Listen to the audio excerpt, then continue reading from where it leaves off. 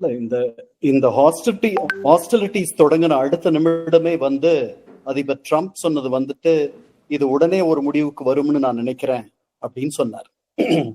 இது அவருடைய இந்த பயங்கரவாத தாக்குதல் அவருடைய துணை அதிபர் இங்கு வருகை செய்த போது நடந்தது. அதுவே ஒரு தர்ம சங்கடத்திற்கு அவர்களை உள்ளாக்கிய ஒரு செய்தி. அதற்கு பிறகு அவருடைய வெளியுறவுத்துறை அமைச்சர் மே 7 தொடர்ந்து இரு தரப்பினரிடத்திலும் பேசிக் கொண்டிருக்கிறார். இன்று காலை இது நடந்துட்டு இருக்கு. நேற்றைக்கு முன்தினம் அவருடைய சவுதி கவுண்டர் பார்ட், அவருடைய சவுதி ஃபாரின் மினிஸ்டர் ஃபைசல் அவரோடு இது தொடர்பாக பேசியிருக்கிறார். நேற்று சவுதி வெளியுறவு துணை அமைச்சர் இஸ்லாமாபாத்தில் இருந்தார். அதற்கு முந்தைய நாள் அவர் டெல்லியில் இருந்தார். இது அறிவிப்பு செய்யாமல் அவர் தந்த வருகை. சோ இந்த அமெரிக்கர்கள் நிறைய நேரம் இதுல செலவு பண்ணாங்க. இன்னைக்கு நாம என்ன புதுசா தெரிஞ்சுக்கிறோம்னா, துணை அதிபர் வான்ஸும் இதில் ஈடுபட்டிருந்தார். மார்க்கோ ரூபியோவுடைய எக்ஸ் தள பதிவை நீங்கள் பார்த்தீர்களானால் அவருக்கு நன்றி சொல்லுகிறார். ஒரு 5-6 நபர்களை அவர் குறிப்பிடுகிறார். அதுல ரொம்ப முக்கியமானது என்னன்னா, இன்னைக்கு காலையில் அவர் பாகிஸ்தானுடைய ராணுவ முப்படை தளபதி திரு முனிர் அவர்களோடு பேசினார்.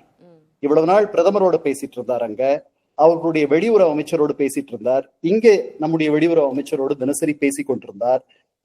அவர்களுடைய ராணுவ தளபதியோடவே நேரா பேசினார்னு உடனேயே இன்னைக்கு இது நடக்கும் அப்படின்ற மாதிரி ஒரு சின்னதாக ஒரு யோசனை எனக்கு பட்டது. அதற்கு பிறகு கொஞ்ச நேரத்துக்கு பிறகு அவர்களுடைய பிரதமர் சொன்னார், நாங்கள் தக்க பதிலடி இந்தியர்களுக்கு தந்துவிட்டோம், பிஃபிட்டிங் ரெஸ்பான்ஸ். அவர்களுடைய முகத்தை காப்பாற்றி கொண்டார்கள் என்று தெரிந்தது.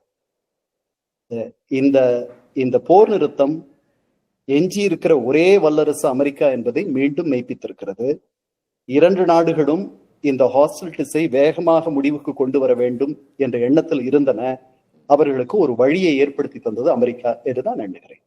நம்மளுடைய முன்னெடுப்பு இதுல என்னவாக இருந்திருக்கும்? நம்மளுடைய இனிஷியேட்டிவ் இந்த பேச்சுவார்த்தையில, இந்த சண்டை நிறுத்தத்துக்கான முடிவை எட்டக்கூடிய பேச்சுவார்த்தையில நம்மளுடைய இனிஷியேட்டிவ் முன்னெடுப்பு என்னவா இருந்திருக்கும்? பாகிஸ்தானுடைய முன்னெடுப்பு என்னவா இருந்திருக்கும்? இல்ல, நாம தொடக்கத்திலிருந்தே வெற்றி முகத்தை நோக்கி போய் கொண்டிருக்கிறோம். நாம ஏறுமுகத்தில் இருக்கிறோம்.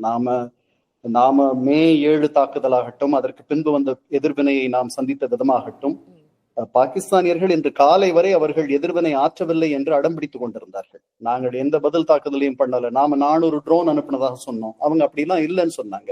we will not strike and deny என்று அவர்களுடைய பாதுகாப்பு அமைச்சர் சொன்னார்.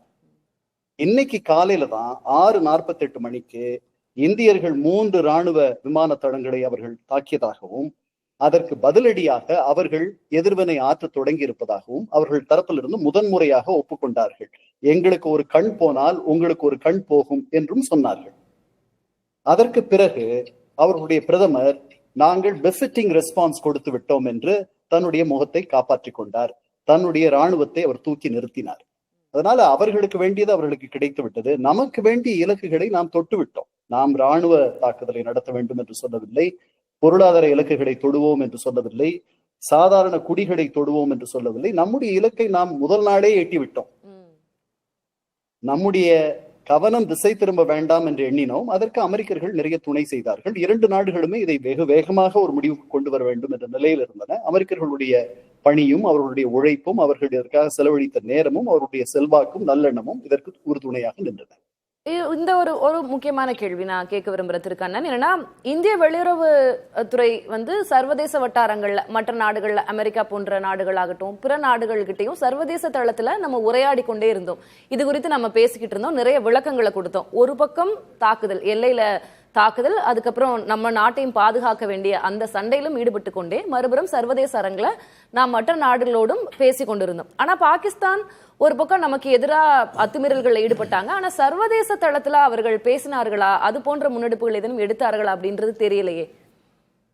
இல்ல, நம்ம பாகிஸ்தான்ல என்ன நடக்குது என்பதே நமக்கு தெரியாது இல்லையா? அவர்களுடைய வலைத்தளங்கள் எல்லாம் முடக்கப்பட்டிருக்கு. நமக்கு அங்க என்ன நடக்குதுன்றது 3வது ஊடகங்களை வைத்துத்தான் நாம் தெரிந்து கொள்கிறோம். CNN-ஓ அல்லது நியூயார்க் டைம்ஸோ பிபிசியோ அவர்கள் சொல்லுகிற தகவல்களை வைத்துத்தான் நாம் முடிவெடுக்க வேண்டி இருக்கிறது. பாகிஸ்தானியர்களும் நாம் எடுத்த அத்தனை முயற்சிகளையும் எடுத்திருப்பார்கள் என்று நான் நம்புகிறேன். ஏனால் we are both cut from the same piece of cloth. அவர்கள் அப்படி இல்லை என்று எண்ணினாலும் கூட நம்மை மாதிரியே அவர்கள் சிந்திப்பவர்கள். அவர்களுக்கும் நிறைய நண்பர்கள் இருக்கிறார்கள். இன்னும் சொல்ல போனால் நம்மை விட மிகப்பெரிய மிக ஆழமான ஃபேர் வெதர் ஃப்ரெண்ட்ஸ் அவர்களுக்குத்தான் உண்டு.